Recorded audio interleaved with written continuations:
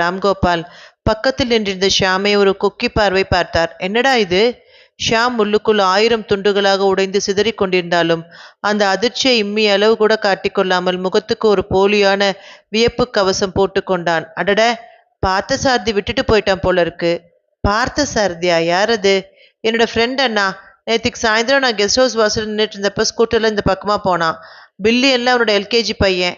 என்னை பார்த்ததும் ஸ்கூட்டரை நிறுத்திட்டு பையனோட உள்ளே வந்துட்டான். கொஞ்ச நேரம் உள்ளே வந்து உட்காந்து பேசிட்டு இருந்தான். 2 பேருக்கும் கூல்ட்ரிங்க்ஸ் கொடுத்தேன். பையன் சாப்பிடும்போது மேலே கொட்டிட்டான். பார்த்தசாதி பையனோட ஷர்ட்டை கலற்றி குழாய் தண்ணியில் வாஷ் பண்ணிட்டு வந்தான். ட்ரெஸ்ஸு காஞ்சி மறுபடியும் பையனுக்கு ட்ரெஸ் பண்ணிட்டு போகும்போது அந்த டையை மறந்துட்டான் போல இருக்கு. இன்னைக்கு சாயந்தரம் அவனை எப்படியும் பார்ப்பேன். டையை கொடுத்துடலாம், கொண்டாங்க. ராம்கோபாலின் கையில் இருந்த டையை பறிக்காத குறையாக ஷியாம் வாங்கி கொண்ட வினாடி அவர் பாக்கெட்டில் இருந்த செல்போன் கனைத்தது. எடுத்தார். ஹலோ. மறுமுனையில் வீட்டு புரோக்கர். ஐயா, நான் பொன்னுசாமிங்க. சொல்லு என்ற